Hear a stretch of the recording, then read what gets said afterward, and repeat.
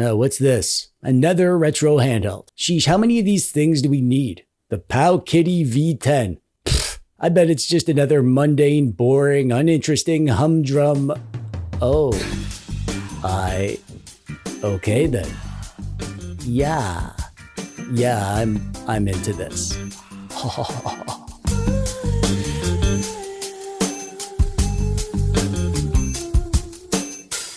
Hey there, how you doing? I'm TechDweeb, welcome. Thanks for clicking on the video today. One of the best and worst things about this retro handheld hobby is that there are so many handhelds. The bad part is that there's so much information out there that it can be hard to keep track of which ones do what stuff good. But on the flip side, the good part of the handheld tsunami that has flooded our retro gaming shores is that there is likely the perfect handheld out there for you. If you want the best PSP handheld, we've got that. If you love PS1, you're covered. Are you a Sega Genesis kid? There's a handheld for you. Like Game Boy? No problem. My personal favorite system to emulate is the Game Boy Advance.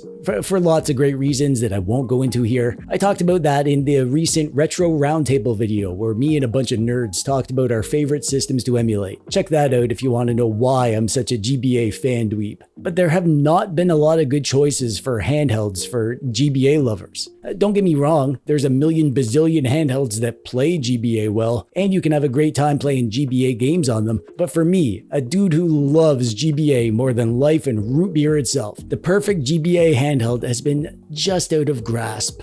Until recently, my favorite GBA handheld was the RG35XX SP that I call the Flip Zizzle. That thing is a great GBA device because it plays GBA well. It's an overall nice device with nice controls, features, and build quality, all that good stuff. But most importantly, it feels like a GBA because it has that flippy screen. But deep in my dweeby heart, I was longing for something that played GBA games at their proper resolution. You know, that pixel-perfect GBA integer scaling. What is integer scaling, you ask? Well, I made a whole video about that, so go watch it if you want to know. Link below. Now, there were a few devices that did do pixel-perfect GBA integer scaling, but they're all kind of old, kind of dumb-looking, and none of them are really that great in terms of the build quality and the form factor. Until now. That's right, ladies and gentlemen, dweebs of all ages, let me introduce you to the Powkiddy V10.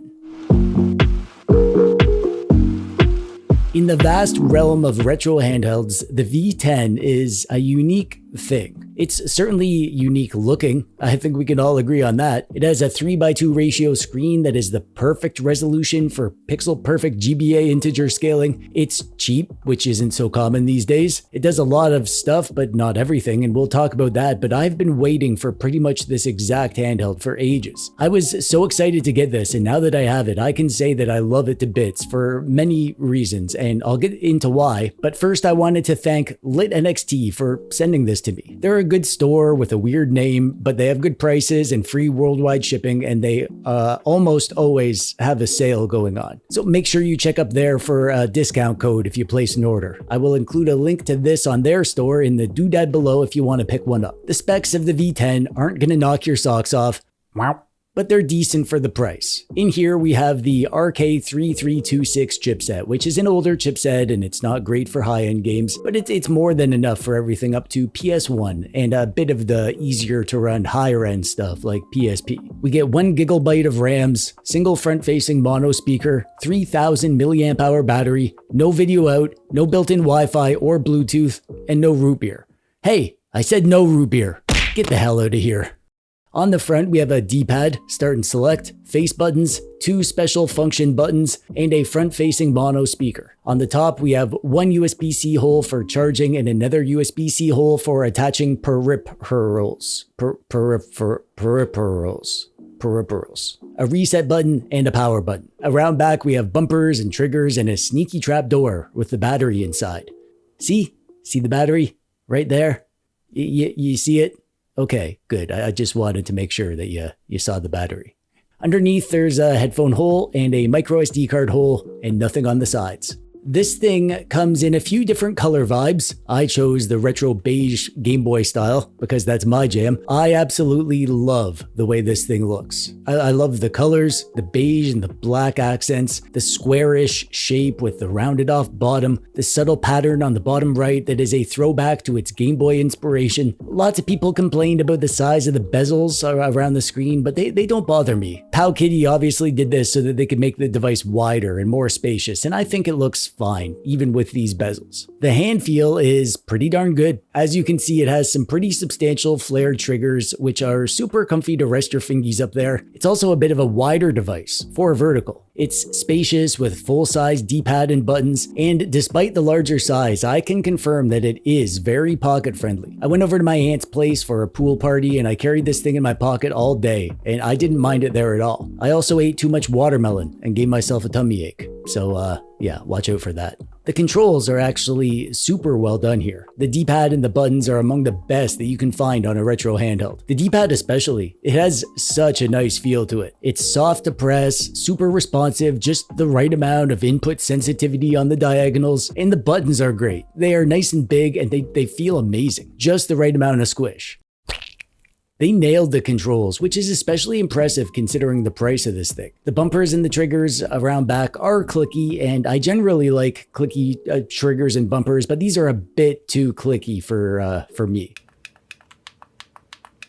I might open it up and try to mod them to make them a tad less clicky. It's a small gripe though. In general, I love the controls. You might have noticed that there is no volume buttons. Isn't that weird? Well, yeah, it is. They use hotkeys instead. So you can hold this plus button over here and use left and right on the D-pad to change the volume, and up and down to change the brightness. And this minus button over here is for your in-game hotkeys, like opening the settings and saving your states. I don't mind this. My only gripe is that when you change the volume and the brightness, you're actually still controlling the game. It's kind of janky, but honestly, it's not a big deal. This thing ships with ArcOS out of the box, which is a super great, mature, open source firmware. I love ArcOS. It's emulation station based, so it's easy to navigate. With scraped artwork for the games included, you can adjust the options for your emulators. If you plug in a Wi-Fi dongle, you can get access to the wireless features. It's kind of a bummer that they didn't have Wi-Fi built in, but honestly, it's fine. I don't mind just plugging this in if I ever need to like scrape my art or download ports with Portmaster. Or I could just leave this plugged in all the time, I guess. I don't see why I wouldn't do that, now that I think about it. Oh, and real quick, I'll mention that this thing does come preloaded with games, and the game lists are good, quite extensive and clean. However, they've taken off lots of the first-party titles, but presumably because Powkiddy doesn't want to incur the wrath of the big N. So if you want to play this or this, you'll have to add those back yourself. Easy to do, but it is an extra step, just so you know. You know? Yeah, you know. The sound is okay. It's a single mono speaker, which is fine for a retro handheld, and it's front facing, which is good, and it's not in a place where your finger covers it up, which is also good, but the overall sound quality is just kind of meh. It's not super loud, not very high quality, but it gets the job done. My biggest gripe with the audio on here is when I went to test some headphones. Some of my headphones sounded kind of glitchy and weird. I tried a bunch of headphones and I found that this was the case for all of them except for this pair right here. This one worked fine. It's not the end of the world, but I thought that was a weird thing, so I wanted to mention it. The RK3326 processor in this thing isn't great. It's kind of old and tired, like you. And you probably shouldn't plan on playing much of the higher end stuff on this thing. It'll handle everything up to and including PS1 with no problem, and even a little bit of the higher end stuff. Some of the easier to run Dreamcast and Nintendo 64 and PSP games will work. But then, obviously, since we don't have analog sticks, lots of games aren't going to play well, even if they do run. So in general, N64 kind of sucks. Same with Dreamcast, same with PSP. So don't buy this thing planning to play all your favorite games from those systems, because it really can't handle much. But some of it does work, and you can think of that as like a little bonus if you find a few higher end games that are playable and enjoyable. But since we're on ArcOS, that means we get access to two interesting additional things. This is actually actually a really nice little Pico 8 console because Pico 8 runs natively. Now, obviously, you'll need to use the Wi-Fi dongle if you want to use online features, but I just copied over my library and it all worked great. And another interesting thing, because we're on ArcOS, that means that we get Portmaster games. And because we're on a 3x2 screen, that means that the more widescreen games can run in a more widescreen way compared to the 4:3 ratio devices. And they generally look really nice and sharp on this screen. Speaking of which, the screen is... there's a lot to talk about with the screen. First off, the bad news. It's a bit below average in terms of brightness and color saturation. It's alright, it's just not as bright and colorful as most of the 3.5-inch screen devices. However, what's interesting here is that even though it's a 3.5-inch screen, it's a 3:2 aspect ratio, which means that if you are playing GBA or any widescreen thing like PSP, the actual screen size will be bigger than if you were playing those systems on a 4:3 ratio device. And the inverse is true for 4:3 content. It's a bit smaller on the V10 compared to the 4:3 ratio handhelds. The resolution that we have here is 480 by 320, which is not an ideal resolution for lots of retro systems. In systems like NES and Super Nintendo, Sega Genesis, they actually look really good, but if you're a pixel purist, then you'll need to end up using interpolation shaders to balance out the pixels. And even then, if you're playing any actual 640 by 480 content, then you'll find that they don't look nearly as sharp and crisp as they do on the 4:3 ratio devices. It's hard for me to show you in the video. They are playable and enjoyable, just not ideal. However, like I was saying at the start, this is a super unique screen in the handheld world because this resolution is the perfect resolution if you want to play Game Boy Advance games. 480 by 320 is glorious, pixel perfect, 2x GBA integer scaling resolution. So while most of the systems need compromises and won't look perfect, GBA is the opposite. Here you can play GBA games and see the actual pixels perfectly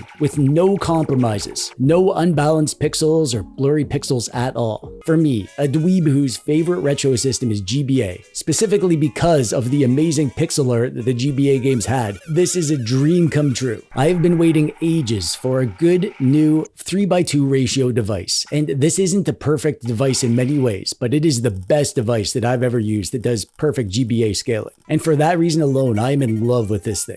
I can't put it down. You know when you get a new, really nice pair of headphones and then you have that honeymoon period where you go and listen to all your favorite music on your new cans and it all sounds fresh and new, as if you're hearing it for the first time. That's what's been happening with me for the GBA. But I'm hearing them not with my ears, but with my eyes. I've been going through the GBA library, playing all my old favorite games, and just marveling at how good they look. I have lots of devices for GBA, but now that I have this, I'm not going to be using any other device for playing GBA. Why would I? This thing is so good for GBA. And considering that GBA is my favorite retro system, I'm 100% going to be grabbing this thing a lot to play retro games. That's me, but is that you?